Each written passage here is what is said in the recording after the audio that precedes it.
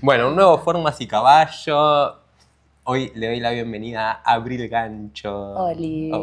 Gracias por aceptar esa invitación. Gracias por invitar. Que presentándote, sos artista de la modificación corporal. Sí, ¿no? soy artista de modificación corporal. Igual, bueno, como charlamos, difícil definirse a uno como artista. Uh-huh. Creo que lo que yo practico es interdisciplinario. Entonces hay un poco de técnica, un poco de composición de arte. También soy perforadora. Y bueno, soy facilitadora de suspensiones corporales y performer. Me gusta hacer performance y de practico suspensión. con suspensión con ganchos. Sí, es lo que...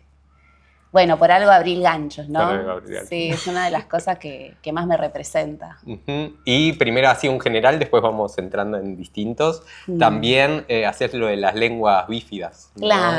Claro. Ahí está un poco las modificaciones corporales, sí. ¿no? En sí, la modificación es esa transformación del cuerpo, que en el contexto en el que yo lo hago tiene que ver más con lo ejecutado fuera de la heteronorma, ¿no? Porque hay quien podría decir que una modificación corporal también es teñirse el pelo, ponerse un implante mamario, hacerse una rinoplastia, y sin embargo eso se considera con otro término, ¿no? Se explica con otro concepto, con otro término. Uh-huh. Pero bueno, sí, yo lo que hago más que nada son lenguas bífidas, escarificaciones, coin slot ear pointings, que son las orejitas en punta, uh-huh. Expansiones, también remuevo cicatrices de piercings, hago ahí como un poquito de todo, pero hay algunas cosas que no hago, ¿viste? Soy selectiva igual, ajá. Dentro hay del rubro. Sí. Cada uno elige los límites. Ahí. Sí, yo tengo límites, sí. Bien. Para mí hay límites y está bueno conocerlos y sostenerlos, que con el tiempo puede ser un poco difícil. Así que bueno. Bien.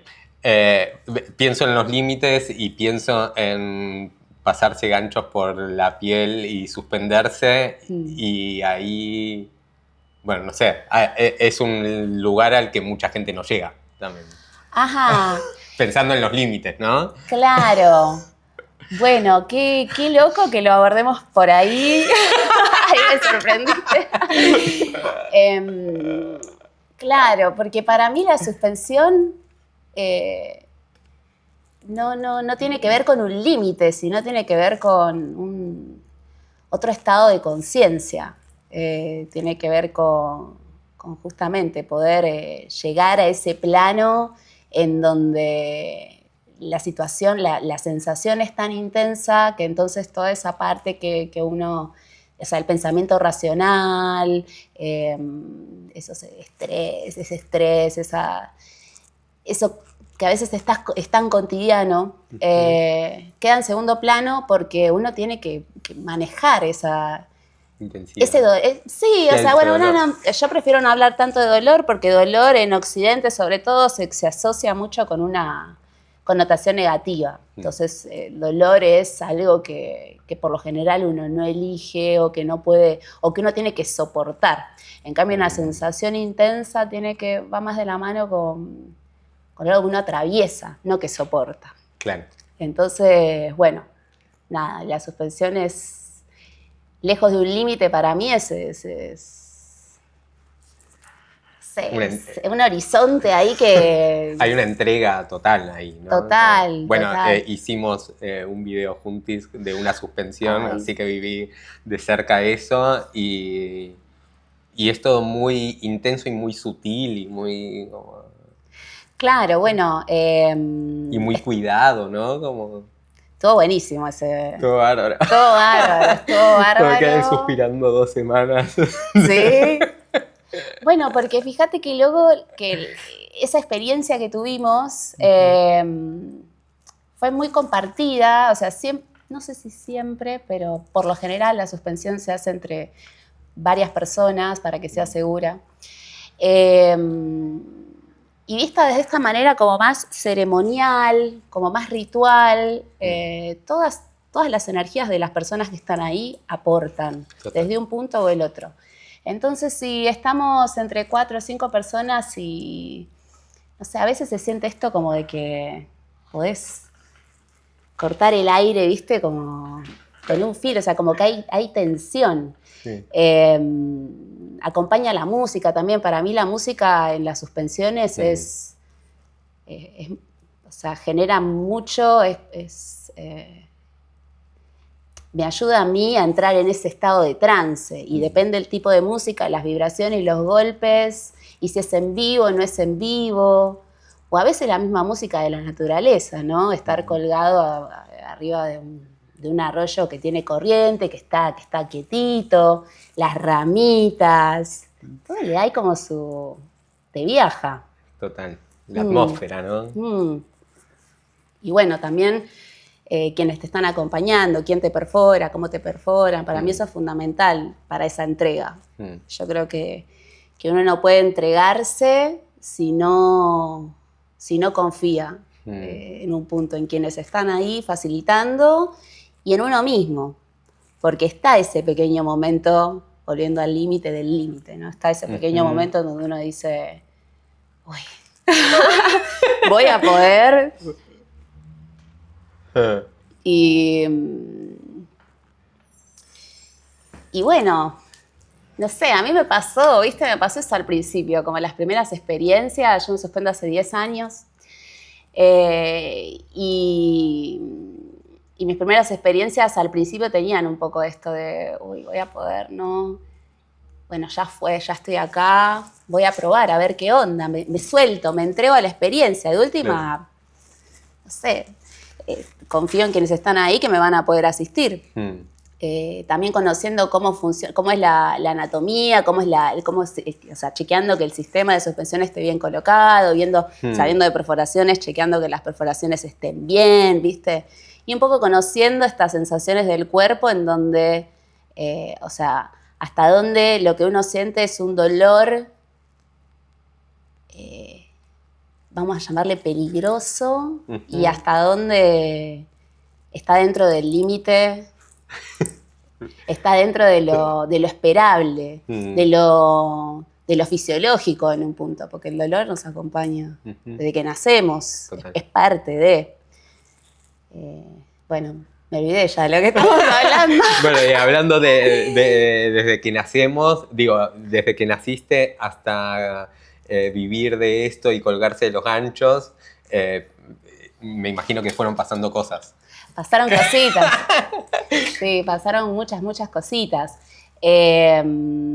Bueno, yo crezco en un entorno muy conservador, en un barrio de zona oeste, donde me mandan a una escuela católica, en donde fui desde mis 3 años hasta mis casi 18 años. Y bueno, eso inevitablemente me marcó. Y me di cuenta más de grande. Todo y no desde el lado de querer ser monja. No, a ver, cuando era chica igual tenía esta fe. Yo creo que esta Claro, porque es muy espiritual esto también. Sí, tal cual. Es muy espiritual y yo me considero una persona, un ser espiritual. Entonces, había una búsqueda, una creencia, una fe. Pero también estaba toda esta contracara del pudor, de la vergüenza, del esconderse, del que está bien, que está mal, según quién. Y todo lo que viene en contra de eso, que siempre me llamó mucho la atención, ¿no? Como esta cara y esta contracara de lo sagrado y los sacrificios, ¿no? La sangre, la corona de espinas, el Cristo ahí crucificado, ¿no? Era como, ¿qué onda esto? Después, bueno, la vida me fue llevando por otros lugares, me hice totalmente bueno, más agnóstica, hoy me considero más agnóstica, porque siempre supe que hay algo ahí, pero nunca le quise poner un nombre. Y bueno, y eso me hizo pasar por muchas situaciones de lugares un poco oscuros en la vida, viste, vínculos que no estaban buenos, consumos, y autolesiones, cositas que por suerte pude transmutar y pude sublimar mucho con la suspensión. Yo cuando conocí la suspensión encontré este espacio en donde si yo no estaba bien alimentada, sabía que no iba a poder aguantarlo. Donde yo, si no dormía tan bien, o sea, no es que no se puede, porque bueno, después la vida uno... A veces la situación lo requiere y, no sé, por un show, por algo, no es lo ideal, pero a veces pasa y yo decía, bueno, sí pude. Pero no es lo ideal. Y dije, wow, esto está increíble porque me generó toda una sensación de paz que rara vez tengo en la vida. Al día de hoy soy una persona que piensa mucho, ahí como mucha rumiación mental, y ese es un momento real de silencio, ¿viste? Y las enseñanzas que me bajan, los mensajes que me bajan, son increíbles. A veces no los puedo ni definir con palabras, pero bueno. Yo antes de eso también daba clases de acrobacia en tela, y entonces ahí un poco estaba como esa seguridad en que conocía cómo era el equipo. Es un equipo parecido al que se usa. A ver, en las telas no siempre hay esto de las poleas para subir y para bajar, pero bueno, no tiene noción de las cuerdas, las eslingas, ¿viste? Claro. Los mosquetones, o sea, es todo equipo de alpinismo. Es todo equipo de alpinismo. Claro, y siempre fui muy entusiasta con las perforaciones también. ¿Que eso cómo empezaste? Me encanta. Bueno, a los 12 años fue mi primer piercing. ¿Dónde fue? Fue un helix, que es en el cartílago aquí, el cartílago de la oreja. Que tiene como un pliegue porque, bueno, hay varios... todo es una estructura cartilaginosa, ¿no? Pero sí, yo hace rato yo quería tatuarme en realidad, voy a ser honesta. Quería tatuarme y obviamente en mi contexto, o sea, imagínate que ya era disruptivo tener, no sé, una mechita rubia, entonces, colorada, entonces un tatuaje, en un punto igual agradezco que no me hayan dejado. Esos primeros. Claro, entonces mi lógica de pensamiento fue que tal vez un piercing era más fácil para convencer a mis viejos, porque tampoco me animaba a esto de hacerlo yo sola en el baño, con anda a saber qué. Tampoco habían tantos espacios seguros en tiendas, pero bueno, igual eso no lo sabía.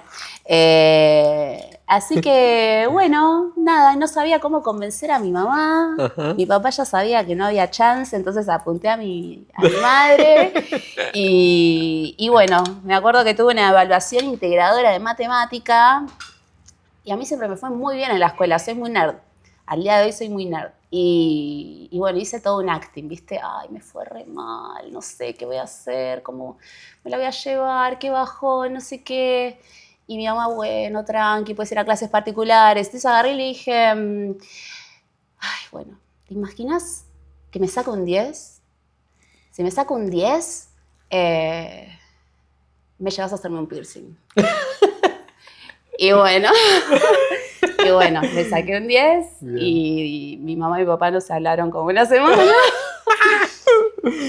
Muy buena. Sí, estuvo genial. Y así empezó todo, ¿no? Y inevitablemente también asocié a raíz de eso el estudio y el rendimiento académico, vamos a llamarle, con conseguir lo que quería, ¿no? En la adolescencia. Bueno, claro. Claro, porque no podía conseguir tal vez salidas o cosas más... que quiere más de adolescente, ¿viste? Que uno quiere salir, quiere estar ranchando ahí, o noviar, o esas cosas nuevas de la adolescencia. Y tampoco podía lograr mucho por ahí, entonces mi búsqueda fue por el piercing. Así que el tatuaje, si bien siempre me gustó, empezó a quedar en segundo plano, porque ejecutando... me empecé a enamorar del piercing. Y primero te hiciste uno y ¿cómo empezaste vos a hacerle a otras personas a decir, yo lo puedo hacer? Bueno. ¿Cómo empecé? Bueno, como yo me dediqué primero a educación física, que fue la primera carrera que estudié, no era muy compatible con los piercings, mucho del entrenamiento que me requería la carrera. Por más que a mí me gustara, evidentemente no... o sea, no era compatible, no iban a curar las perforaciones. De hecho, lo intenté con algunas. Poner natación, las orejas, los gorros, el cloro. Claro. Y bueno, llegó un momento, creo que fue el 2014, 2015, que hubo un cambio muy abrupto en mi vida, en donde empecé a ser más padre y madre que madre, porque soy mamá también, no sé si lo contamos. Todavía no. Spoiler. Y bueno, entonces ahí como que, no sé, ¿viste? Empecé a sentir que estaba re alienada con la práctica, que me gustaba y las clases de tela y todo, pero que yo no era yo, sentía, que me faltaba como que mi piel, que mi cuerpo exprese lo distinta, sí, vamos, única, porque todos somos únicos, ¿no? Necesitaba eso. Y asumo que también fue como una especie de ritual, porque las perforaciones tienen mucho de... Y bueno, y los tatuajes y las modificaciones y la suspen, mucho de ritual, de atravesar algo, marcarlo, ¿viste? Un momento. Así que bueno, nada, una cosa llevó a la otra, y dejé la carrera de educación física, me faltaban 3 materias para recibirme, dejé de dar clase de tela y me puse a laburar de todo lo que encontraba. Y en ese todo aparecieron los piercings. Me dijeron, che, vos tenés una re onda, querés venir a laburar acá, lo de un amigo. Y yo, pero no sé nada. Bueno, haces un cursito así, no lo hagan, fórmense. Hay un montón de ofertas buenas. De lugares donde estudiarlo. Sí, hoy para eso. Y si no, bueno, puedo asesorar también. En ese momento era lo más rápido, lo más fácil, lo que se podía pagar, y en un día te enseñaban todo. Bueno. Y bueno, al final nunca fui a laburar esa tienda, pero tenía todos los insumos en casa. Bueno. Entonces fui llamando a un amigo, che, te perforo, y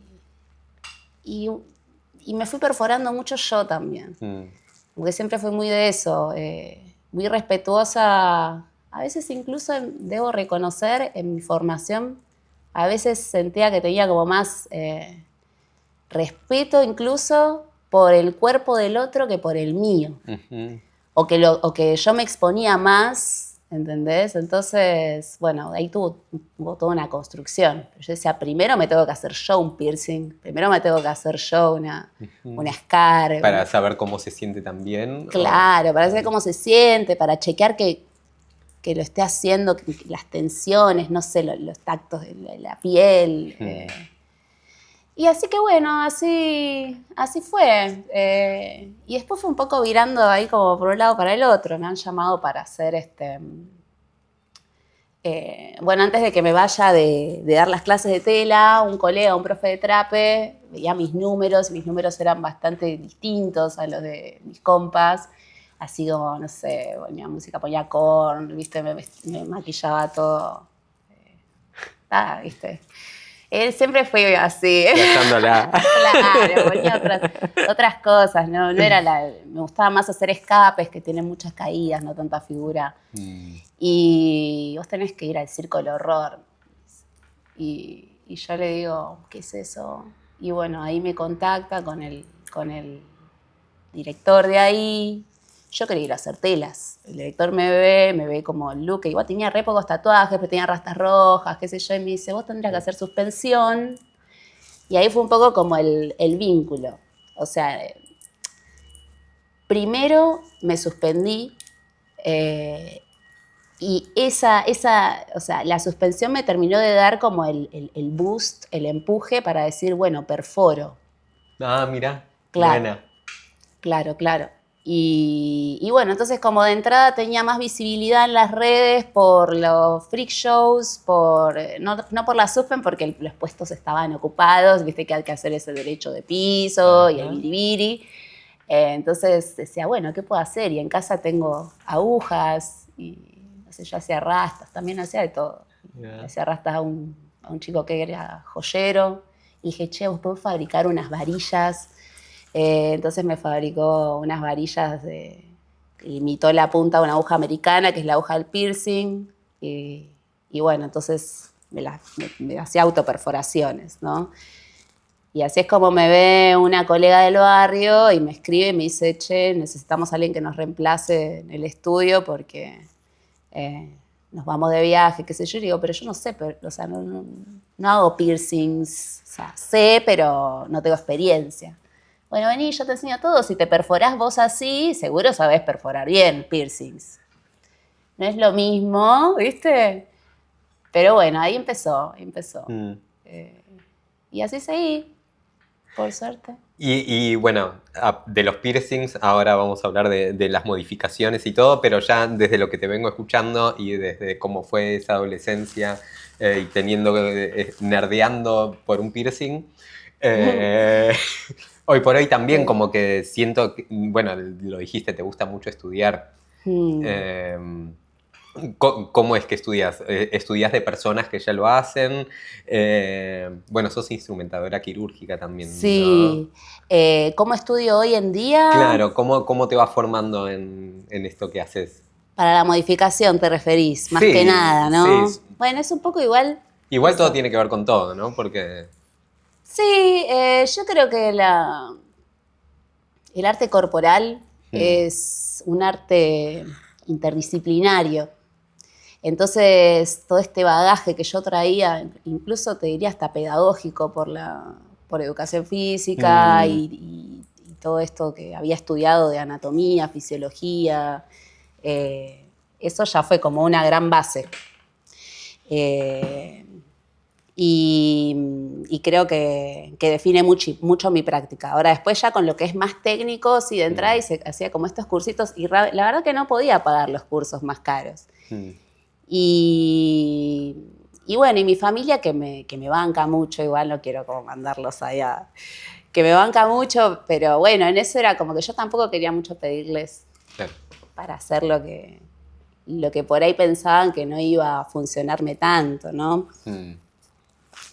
Así que sí, fui conociendo colegas y estos colegas que fui conociendo me mostraban sus técnicas, me mandaban a veces audio. Yo decía, che, ¿cómo hago para desinfectar, no sé, para procesar este instrumental? ¿Dónde compro tal insumo? O sea, hay mucho de comunidad.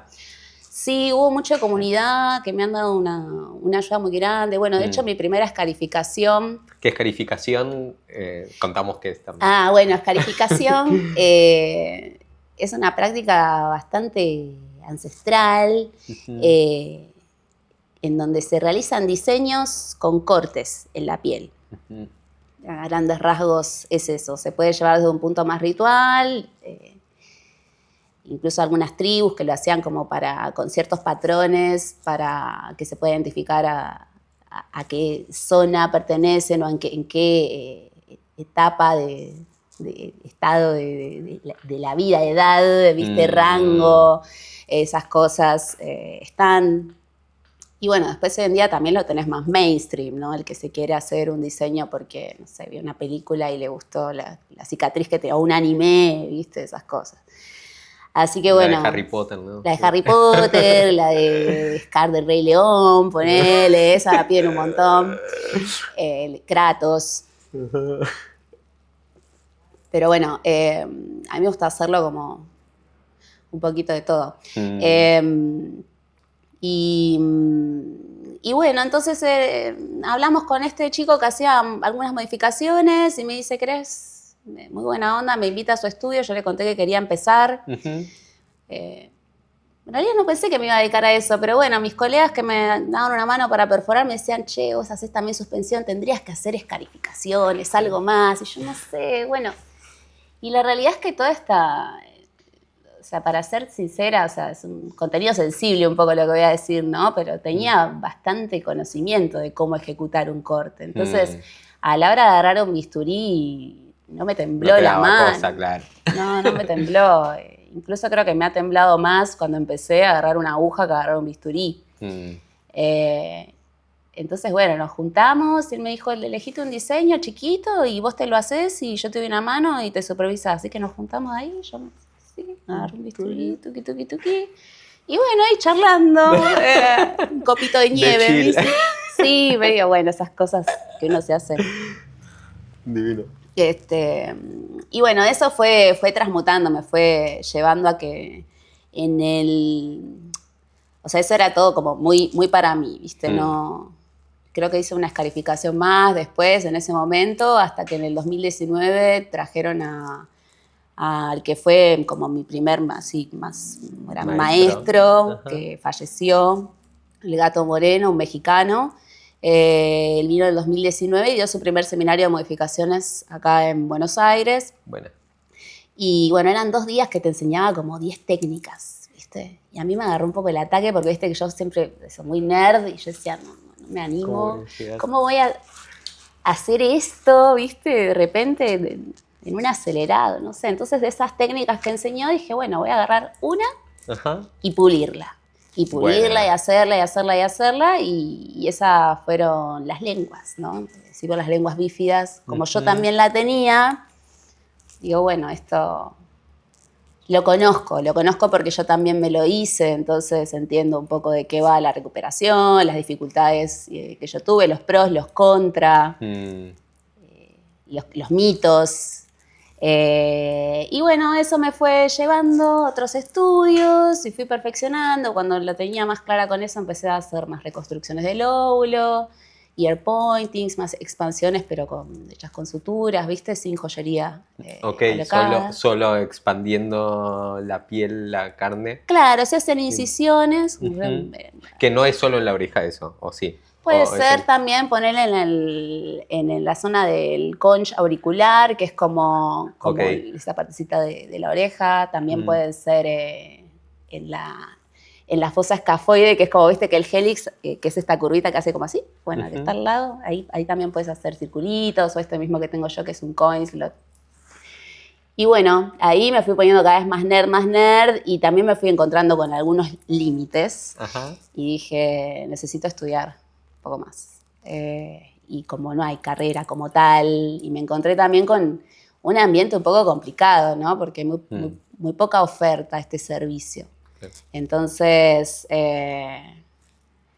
y hay mucho recelo en cuanto a veces cuánto se comparte, mucho ego, machismo. No quiero meter todo que llega en la misma bolsa, pero bueno, yo no conocía tampoco mucho. El seminario sí me acercó gente entusiasta que lo hacía, y ahí conocí también a un colega que era residente en cirugía en el hospital de Morón. Y bueno, me incentivó también mucho a estudiar, porque nos juntábamos y yo le contaba cositas que yo sabía, me contaba otras cositas, y ahí dije, vamos a estudiar instrumentación quirúrgica. Bueno. Y bueno, y cuando terminé esa carrera dije, vamos a llevarlo al siguiente nivel, y empecé a hacer también más, bueno, ya económicamente estaba un poquito mejor, entonces a pagar más seminarios, componentes internacionales de piercing, de suspensión, hice una masterclass con una dermatóloga, por ejemplo, también. Y bueno, ahora estoy más en momentos de conferencias internacionales que estoy muy cebada con eso. Tipo fui a Chile, a Brasil, y ahora la semana que viene me voy a Brasil de nuevo, a otro congreso, y después voy a Berlín, a un congreso en Berlín. Qué bueno, flashero, ¿no? Sí, ahí creo que uno aprende también. Hay muchos nerds en el mundo. Parece que no, porque viste, uno por ahí no uno puede ser nerd y tener estilo también. Total. Sí, así que bueno. Bueno, un poco característica de acá de los invitados a Formas y Caballos, cada uno nerd en su métier. Está bueno. Uno es como cuando se apasiona, ¿viste? Se mete y está bueno perfeccionarse, más cuando creo que hay una responsabilidad muy grande, ¿no? En intervenirse y en intervenir a otros. Es una confianza que agradezco yo y que nunca pensé que o sea, uno empieza a compartir estos intercambios energéticos, incluso bueno, cuando suspendes a alguien también, historias, cosas, y es como nada, se agradece súper mucho. Profundo, es un intercambio, se aprende mucho, sí. Sí, me encantó eso, que al pensar cómo te presentábamos hoy, que sea, bueno, artista, que tiene que ver con lo corporal, con las modificaciones, y también esto de de que ofreces un lugar seguro, de facilitadora de un lugar seguro. Me parece súper interesante eso. Sí. Y se reescucha en cómo lo contás, el cuidado que le pones y la importancia que le das al cuidado. Como me parece eso, como muy vital y muy sano también, ¿no? Sí, Es muy ¿no? delicado intervenirse el cuerpo. Tal cual, tal cual. Y sí, lo que pasa es que yo creo que es un poco mi diferencial y mi esencia.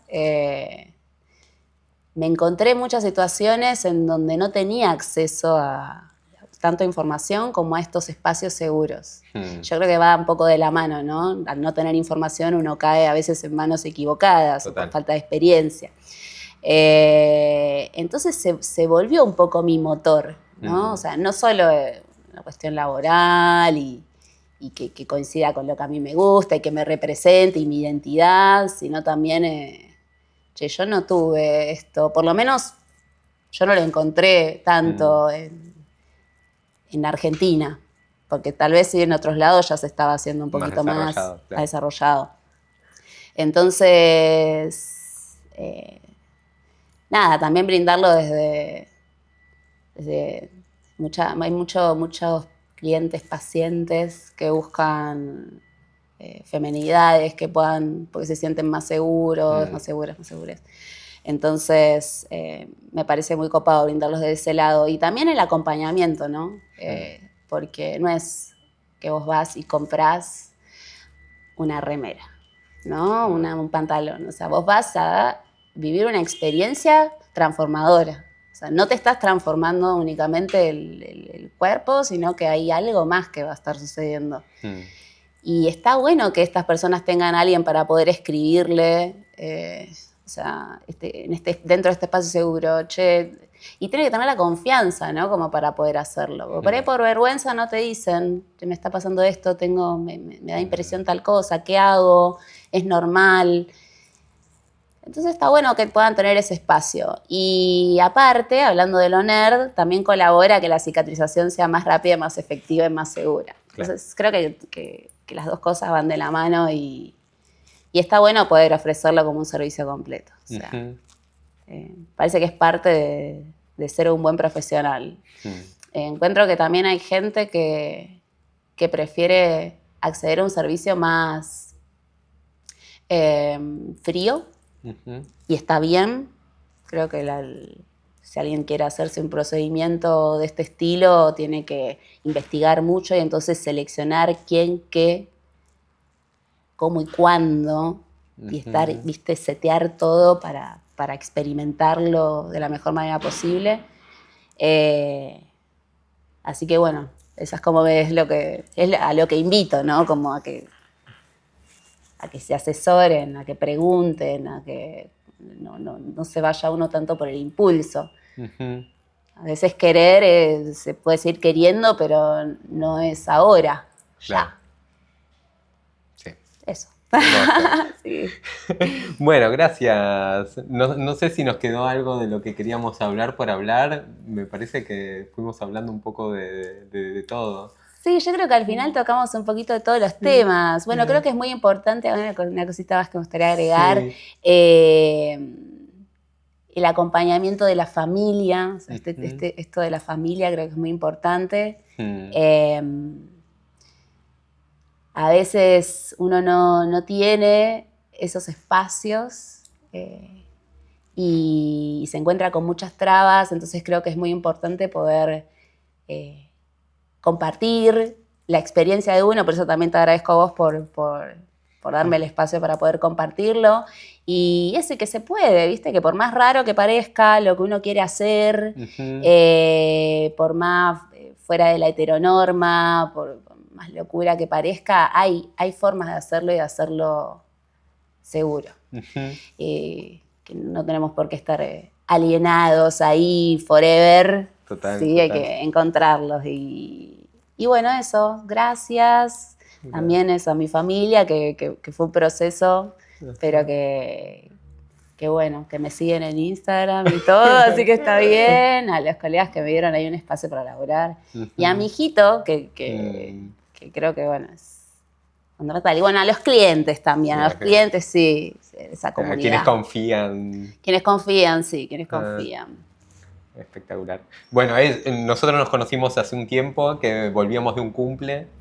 Ya en ese momento como te empezaba a hacer preguntas, me acuerdo manejando, justo estaba la policía y yo prefería que me cuentes de las lenguas bífidas antes que pensar que estaba... Algo de un sacapuntas me habías contado, ¿no?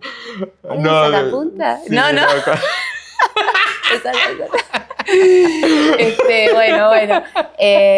Sí, eso estuvo genial. Pero bueno, me parece súper interesante, así que eso, y que después hayamos también compartido una experiencia ahí con ganchos, todo. Eso estuvo increíble, porque una suspensión fue en mi casa, y vos fuiste y filmaste divino. Bueno, estaba Alex tocando el violín. No, increíble. Increíble. Y fue muy loco, yo esa vez pensaba que me iba a dar súper impresión, como por las dudas me había comprado coca al niñar, fui mascando coca por si me bajaba la presión. Sí, viniste y en su momento, fuimos con una amiga, con Cami. Sí. Y de repente eso iba preparado como para una experiencia un poco fuerte, como que yo te dije que sí primero sin pensar demasiado, después nos juntamos, vimos algunos videos y era como cómo va a ser ver eso en vivo y de repente en persona era como todo muy sutil, todo muy suave y una danza en el aire espectacular. Así que eso, a quienes estén ahí, que no hayan visto algo de Suspensión, también les invito a ver porque son unas danzas intensas y muy, muy hermosas. Así que gracias por compartir tu arte. Sí, gracias a vos, eso estuvo hermoso. Bueno, hay distintas maneras y momentos para colgarse. No siempre es Tachas Cuero Rammstein, claro. A veces también es esto, a veces en exterior, esto en la naturaleza. Y como decíamos antes, con quien uno lo comparte hace a la experiencia, así que eso estuvo genial. Sí, súper.